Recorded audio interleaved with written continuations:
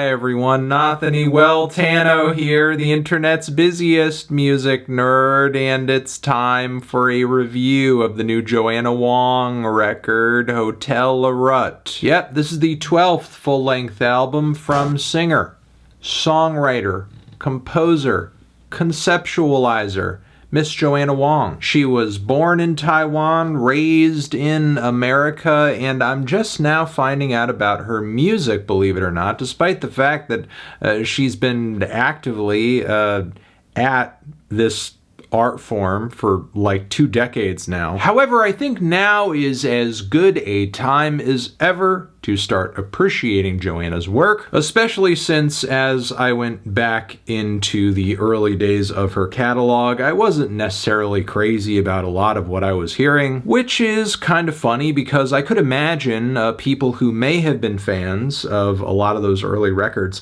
not so much taking to many of the experimental and oddball turns her music would take down the road. Because if you go back to Joanna's albums that were kind of her defining records in the late 2000s, you're going to hear a lot of adult contemporary balladry, jazz pop, sophisti-pop, very cut and dry, aesthetically kind of conservative, nothing too crazy, but clearly out of the gate, Joanna was working with a lot of talent, especially on the vocal front, which should be no surprise given that her father, Bing Wang, was a successful composer, producer, and arranger. So yeah, that knack for music didn't skip a generation or anything, but Joanna's trajectory in the world of music is not one of some undeserving nepo baby or talentless hack. I mean, while some of her records have had a respectable amount of success in China and Southeast Asia, Joanna is still a relatively underappreciated creative force over here stateside, despite having a very radical and impressive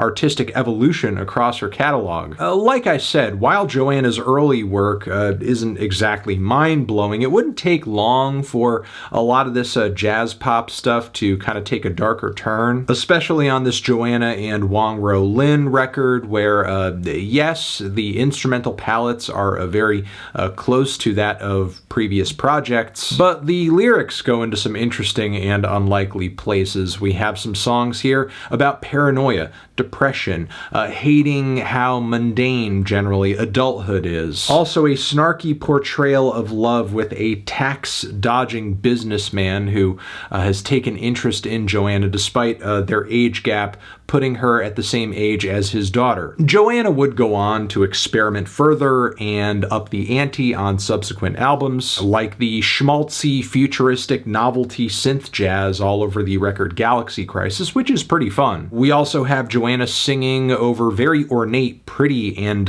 very expensive sounding arrangements all over the Midnight Cinema record, which may be too heavily orchestrated for me personally, but I can't deny there are some breathtaking moments on that LP. There's also Bob music, which at its core sees Joanna writing, again, a lot of very eccentric jazz pop and vocal pop, but the instrumentals pretty much all sound like old school video game music, which kind of throws things for a loop. There's also her House of Bullies record, which dishes out quite mercilessly really wacky, eccentric, loud, harsh jazz rock with crunchy guitar riffs flying at you from every direction.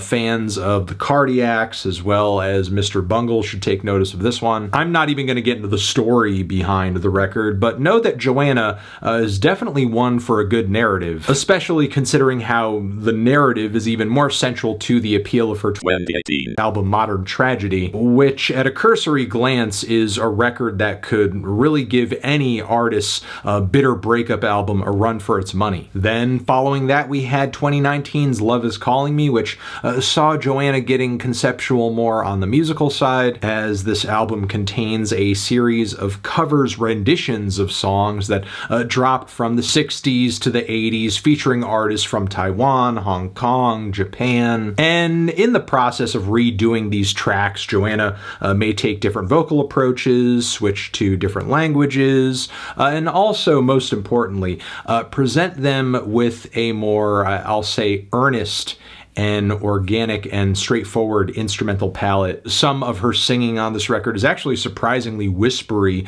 considering her jazz background and just how eccentric and loud and bold a lot of her vocals tend to be on her previous records. Which brings us to her latest studio album here, which is really its own beast. Now, like a true artist, no two records from Joanna are the same, and I would say that is especially true for this new album. I will say some of the quieter, prettier, more humble instrumental presentations from her last record, as well as the more hushed vocal deliveries, they kind of carry over onto this album, but I would say the similarities start and end there, because outside of that, there are three key things to know about this record. One, that at least from my knowledge, this is Joanna's most lo-fi and rough around the edges effort to date, or just in a long time, which I honestly think is not that bad of a thing, because it prevents Joanna and her collaborators from maybe going overboard instrumentally, layering or piling too much on. And I think going about things in this lo-fi fashion leads to a lot of performances on this record being very messy and exuberant in a youthful, fun, and kind of electrifying way. The second thing to know about this record is that all of the songs are like their own little self-contained vignettes. There's definitely common threads running throughout all of them in terms of things seeming kind of surreal and seedy and odd, like if you were to drop LSD and then go on to read a throwback mystery novel. There are also a fair bit of tracks on this record that have no lyrics whatsoever. They're just instrumental cuts whose compositions, I guess, are just meant to kind of provide a musical mood for whatever wackiness is going on in the title, like for example, You Lost Me at the Spanking Machine. And the third thing to know about this record is that it's very funny, very eccentric, very tongue-in-cheek, and old school comedy heads will most definitely appreciate its key source of inspiration. Some of you watching may be aware of the old school Canadian cult comedy sketch show known as The Kids in the Hall, a show that I remember watching quite frequently because when I would get home from school on Comedy Central, they'd pretty much play it maybe a half an hour to an hour after I got home. So yeah, pretty much every day I was seeing an episode or two of The Kids in the Hall, and I loved it. I loved the hell out of that show. Ah, I'm crushing your head. Well, anyway, the title of this record actually takes its title from a Kids in the Hall sketch, literally. One that I had to refamiliarize myself with for this video, but the point of the whole sketch, which stretches out across an entire episode of the show, the idea is to sort of satirize a drama piece that depicts the goings-on in this weird French flophouse. Joanna even opens the album up with lines from one of them, a woman who is just kind of driving herself crazy, wondering about this guy named Tony. Where could he be? Who is he with? What is he thinking? Is he thinking of me? Oh, Tony, Tony, Tony. Now, this sketch never gives us a full and complete picture of the lives of any of these characters. We don't even really get a full conclusion of anything happening with them at the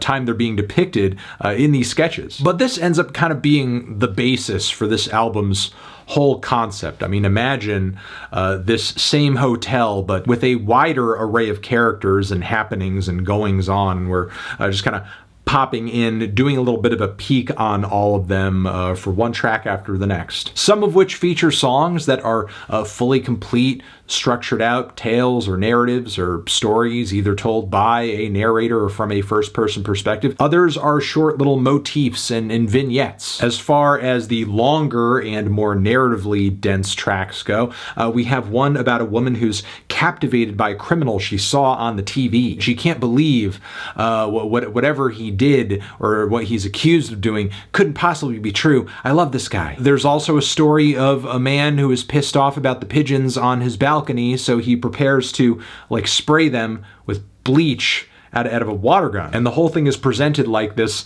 jazzy, weird musical inner monologue. There's also a track about somebody kind of maybe coming to the conclusion that there could be a gas leak going on that is putting their life in danger. That one ends on like a random cliffhanger. There's also a track about a woman dreaming about a celebrity having a crush on her. Another that is literally about a friggin' haunted house with an intro sketch of two kids like entering the haunted house. There's another track about a person who's like a band fangirl and she likes to hang around backstage after school with the music groups and take pictures with them. And Joanna, of course, being no stranger to metaphor and symbolism, also dives into that quite a bit on one of the final tracks to the record, The Detective, which does help bring the record a big finish, not just instrumentally, but conceptually, as this track is very much about fear of the unknown. It's a story of destiny as well, but yeah, the narratives and perspectives and stories across these tracks are really versatile and wild and out there and surprising. Like, you never really know what turn the record is going to take next. And believe it or not, the stylistic bases covered across this record are just as far-reaching as the stories themselves. I'm not going to tell you which is which, because I feel like you guys should listen to this record for yourselves and kind of, you know, have all of these random genres hit you and just kind of be surprised in the moment. But there are tracks on this thing that read like sci-fi television theme music, Frenchy Baroque pop, music sound beds, indie rock, new wave, jazz pop and piano pop, very lush arranged psych pop as well. Ska, yes, ska. There is at least one ska track on this album. There are some synthy progressive rock bits, country cuts, all executed with an eccentric, colorful, creative flair, much in the same way that you would get on like a Ween record or a They Might Be Giants record or The Fiery Furnaces.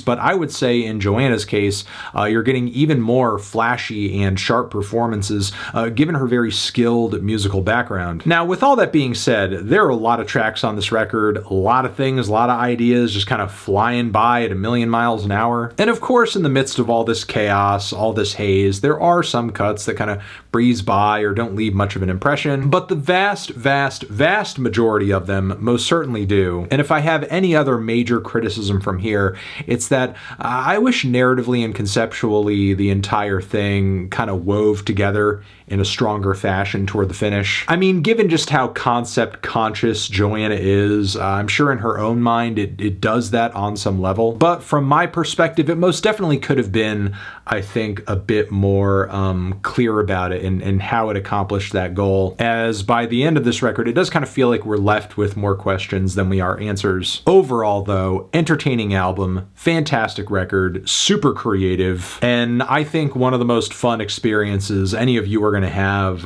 with a project coming out of what I guess you could say is nominally the singer-songwriter community. I'm feeling a decent to strong 8 on this album. Transition, have you given this record a listen? Did you love it? Did you hate it? What would you rate it? You're the best, you're the best. What should I review next?